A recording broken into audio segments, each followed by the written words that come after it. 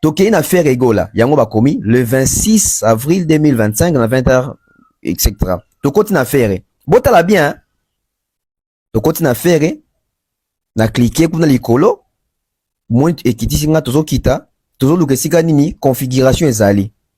Faire égola, on cherche la configuration, on ne trouve toujours pas. Donc faire égola ba bombi configuration, ba sengi na sala bomba configuration na bango. O bazui, capacité ni bazui. Ezo la ki sa mate so okoti na site. Na bimi, na ken na artiste obeta préféré, je crois, le 5 décembre, Amza, souki Amza. Bon, moniteur na côté pas na blaki, choix rapide, choix sur plan, na côté choix sur plan. Na choix sur plan, chargement, attendez encore. Choix sur plan, tout un choix sur plan. Bon, moni ba catégorie nenyo so bimi yango. Et même nga normalement na capacité à jouer à salle. Bono ozo na ba billet aussi à teki, na ba ona na teki, j'ai même capturé. Paris, la Défense Arena. Donc, oyo, capacité, to configuration, Amzawana Azui. Naebi écoutez, mais, sur côté na ye au monde ke, ye, comment est-ce qu'on a même site, faire égale la capacité na ye zo monde na te, mais bande comme ça zo monde na. Yango ya, fausse or, fausse, yango la tout ça. Nabimi na ye. Je pense que toke pas taïk. Toke ko pas taïk. On va voir, chez Taïk, ça nous donne quoi? Yango wana, taïk, kazawapi, je crois ça likolo. Voilà. T'es trop pas Sidiki Diabaté. Sorry. Sidiki Diabaté. Yewana. Place, choix sur plan. Yango pe bimi. Vous avez mon, na Sidiki Mbalamoro, to koti na Amzana Maman, catégorie ne pinyo so yango. Capacité, koto configuration Sidiki Diabaté, yango yo. Configuration maximale. Tout comme ya Amzawana. Sur le tali, vous avez bien. Bako Sabino, te ba ki rozo ba capture, mo te ba rochi la bino.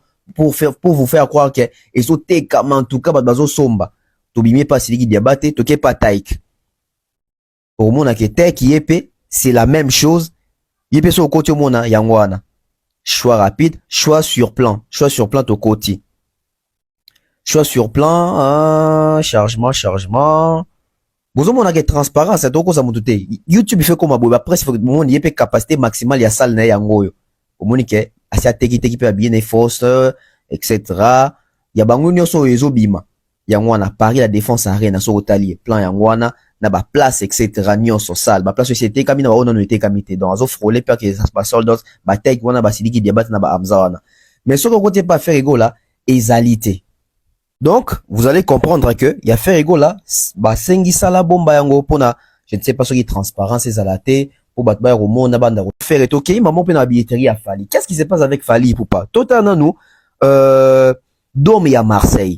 Est-ce qu'il y a Dôme à Marseille Fali pour pas zoter ka billet? Comment évolue la billetterie? Ba Warriors na mon abi dans ba commentaire bon lobe la billetterie. Bon billetterie en tozo lobe la bo kende pe ko somba. Alors to continue Dôme à Marseille à Fali. So côté voilà j'ai ça ici. Bozo mona yangwana. Donc Fali pe ça va azoteka. En tout cas azoteka pena Marseille pena so tali ba kiti ya vert ya rouge ya jaune on étiquette de ça place etikali. Bon bozo mona gris année c'est sombami donc allez acheter, continuez à acheter vos billets.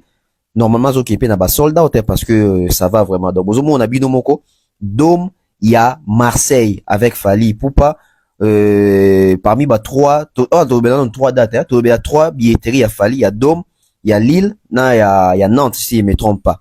Donc au Marseille, au bozomo na wana, Marseille a Fali Poupa yango yo. Salle ba billets zotekama, les Warriors multiplier les ventes encore. So bolibo ça la sold out comme d'habitude, multiplier les ventes.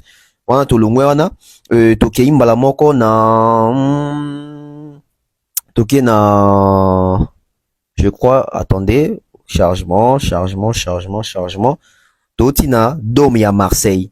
Ah, si tu comme qu'on a Zénith, il y a Nantes métropole. Après botali wow, mais Joazo qui est na sold out. Donc la place etikali yango wana, o bozomona wana, rouge bordeaux bozomona wana, jaune bozomona, rose pe bozomona eza la place etikali faut somba banano. Donc en tout cas, ça évolue bien, hein. Ils vont vraiment, fallait azoteka. Donc normalement ba mission dans nos sons pena biso suboué. Et comment rater koloba na monoko. Koti penza otali parce que bandeko bele ba rater. Loko bandeko bele ba bi ko accéder na la place hôtel ko na la place hôtel. Yango moni bandolo libongo avec les autres là, bazo linga ba kosaka batu, bazo linga ba jouer sur ignorance bato ko na ba configuration. Ah toti na Nantes, Zénith ya Nantes, bomoni ke ezoteka mais zo évoluer très bien. Toujours kende siko na concert ya Lille, hein. Donc est-ce qu'on a concert ya Lille? Total AP évolution kuna donc ozomo nezali ba force makamutu to bimi wana. Je pense que tokende siko na Zénith ya Lille, hein, si je me trompe pas. Toti na Zénith ya Nantes, toki siko kota là na Lille. Comment est-ce que ça évolue là-bas avec Ipupansimba Fali? Donc tokoti na Marseille ya Dom, totaki na Marseille ya Dom, toti na Zénith à Nantes, siko tokende na comment on appelle ça, na voilà toujours kende Zénith ya Lille, Eugozala, voilà, ils ont le 22 novembre 2024. OK, choix sur les plans quand ndebo mona ki ya bataille kendo bi mabieteri yango Fali yango, donc avec toute transparence Zénith Arena pia mais Fali zo kende bien, hein? Mais elembisa bino te ba Warriors acheter Fali na novembre il va casser la baraque parce que bon la bino monde ozomona ba place c'est somba mi ba retardataire, achetez vos billets. Donc ba billetterie yango tondo laxabino ezate ba kange bino photo à configuration ba bambeli bino te, il faut ba kota rabo tozomona ba place ni combien tikali, ba place combien zozanga, ba place combien bato basi ba sombi configuration artiste ezandenge ni. Donc awa ezali Zénith Arena o ya Lille. Donc bomoni ke totali Dome ya Marseille, totali Nantes, totali pe Lille, bomoni pe voilà, j'espère que bino mo botikolanda moko ya ba journaliste Tonto Bev. Donc alaksi biso ndenge nini billetterie ya fait rigoler ezokende, ndenge nini ya Fali Ipupa ezokende. Donc et pour vous signaler que makamka na lobaki ya ngolo fait rigola a bombe configuration na ye ya concert oyo arobeta na Paris la Défense Arena a bombe pour que bato batimbela te. Donc on sait pas pourquoi l'artiste a bombe bongo. Donc bino mo boti kotala. Donc mais c'est ça raboye les Warriors focus na ba concert ya Fali Ipupa donc no somba billet ba Warriors boza partout boki na ko somba billet. Donc bango ata bazobeta na bango musique na makio na bakiki musique bon na lokuta te mais bakotisi lokuta na musique biso moto tikola na ndenge nini billetterie ya faire rigoler ezokende a bombi configuration oyo nini nazwi mais lokola ba page oyo eza proféré bazoya po ki baloba ba n'importe quoi ndesi badomboli no leader balamama. Mais pour dénoncer Mino parce que le monde comment toujours la vitesse. Au lobby si tu continues internet, tu découvres, tu comptes toujours dans ma situation. Pour moi, merci mon frère Tonton Bev.